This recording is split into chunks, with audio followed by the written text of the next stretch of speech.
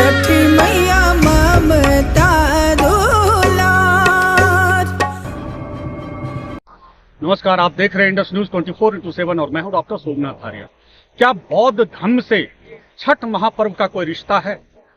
इस रिश्ते की कड़ी जुड़ती है पुरातात्विक सबूतों के साथ।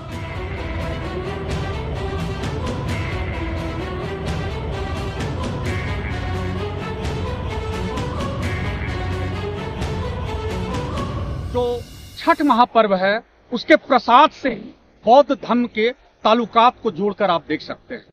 क्या है बौद्ध धर्म से इस पूरे पर्व का जुड़ाव? देखिए इंडस न्यूज की यह खास पेशकश कैमरामैन आशीष के साथ में डॉक्टर सोमनाथ आर्य। छठ कार्तिक शुक्ल पक्ष की षष्ठी को मनाया जाने वाला एक महापर्व है।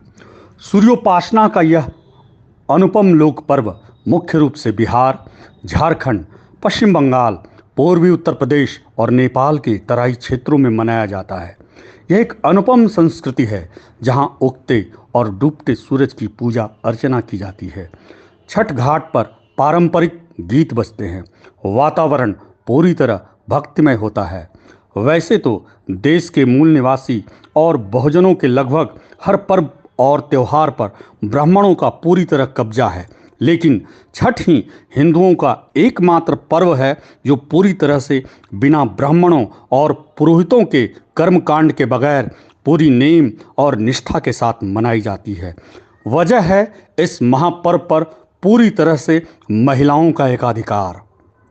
यह लगभग 6 दिन का कठिन व्रत है जिसमें महिलाएं भूखे रहकर 36 घंटे तक निर्जला व्रत करती है। शायद यही वजह है कि काल्पनिक किस्से कहानी गढ़ने में माहिर और खाने पीने के शौकीन ब्राह्मणों ने इस पर्व से अपनी दूरी बना ली है।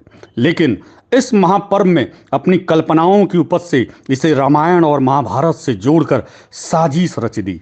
लेकिन कल्पनाशील ब्राह्मणों को यह नहीं पता था कि देश के मूल निवासियों और बहुजन समाज की आने वाली पीढ़ी ज्ञान की मशाल से अपने समाज का अंधेरा दूर करेगी। जरा सोचिए, आपका जन्म किसी हिंदू घर में हुआ हो और बचपन से लेकर अब तक हिंदू मान्यताओं और परंपराओं से घिरे हो, जिसने आपको इतना कट्टर बना दिया कि आज कुछ सुनने और समझने को आप तैयार नहीं।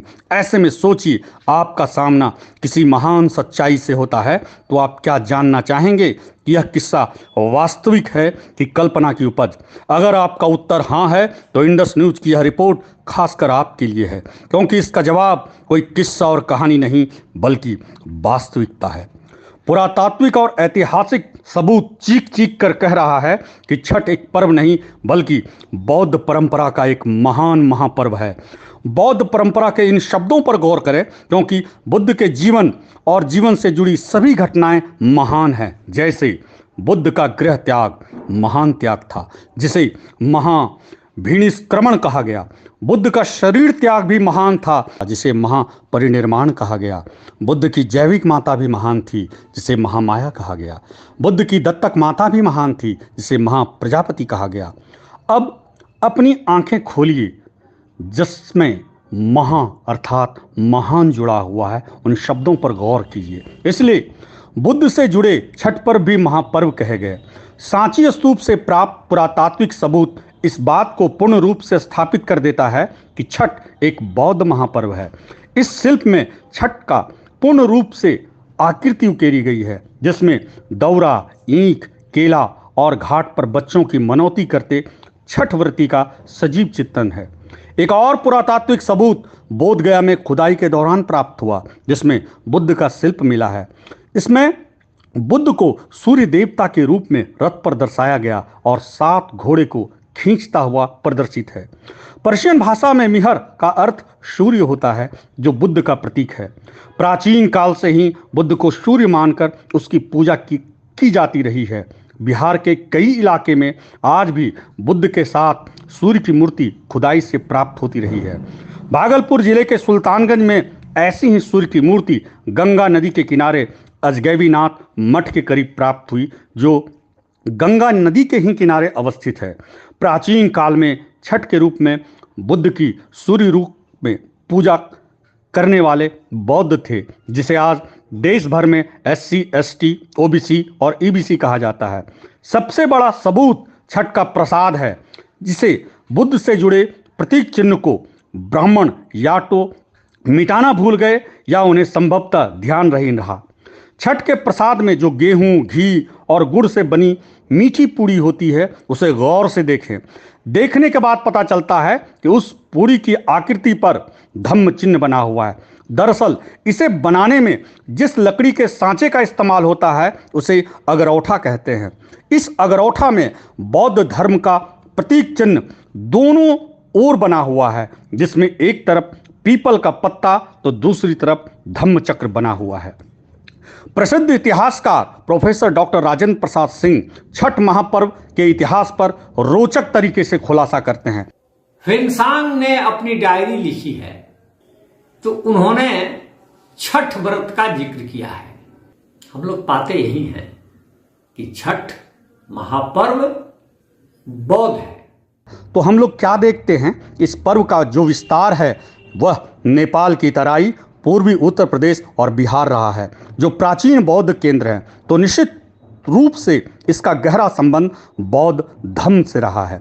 इस तथ्य का ऐतिहासिक प्रमाण ह्वेनसांग की डायरी से मिलता है, जिसमें उन्होंने छठ पर्व का जिक्र बौद्ध धर्म से किया है।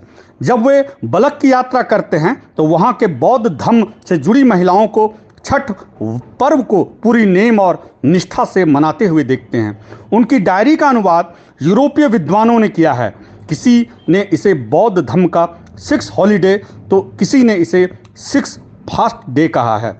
आज भी उत्तर और दक्षिण बिहार में छठ घाट पर जो वेदी बनाई जाती है वह स्तूपाकार होता है। जैसे नालंदा और विक्रमशिला के खंडहर में मनौती स्तूप बने हैं। दरअसल स्तूप पूजा ही छठ पूजा है। बुद्ध ने कपिल वस्तु आकर अपनी माता महामाया के चैत्य को पूजा था।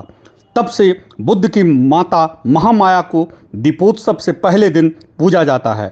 महामाया के बाद बुद्ध का पालन पोषण प्रजापति गौतमी ने किया था। इसी तरह किसा, गौतमी, राजा प्रसेन जीत की पत्नी खेमा, पटचारा विशाखा और राहुल की माता यशोधरा, इस तरह बौद्ध माता महामाया के साथ ये 6 बौद्ध माताएं 6 देवी अर्थात षष्ठी माता के रूप में पूजी जाती रही हैं। बौद्ध धर्म का महापर्व पवित्रता और नेम निष्ठा का पर्व है। दुर्भाग्य है आज देश का बहुजन समाज अपना स्वर्णिम इतिहास भूल चुका है या उन्हें भूला जाने के लिए साजिशें रची गई। यह मत भूलें, आस्था का मूलभूत उद्देश्य सच की तलाश है, लेकिन यह सच जानना इतना आसान नहीं होता।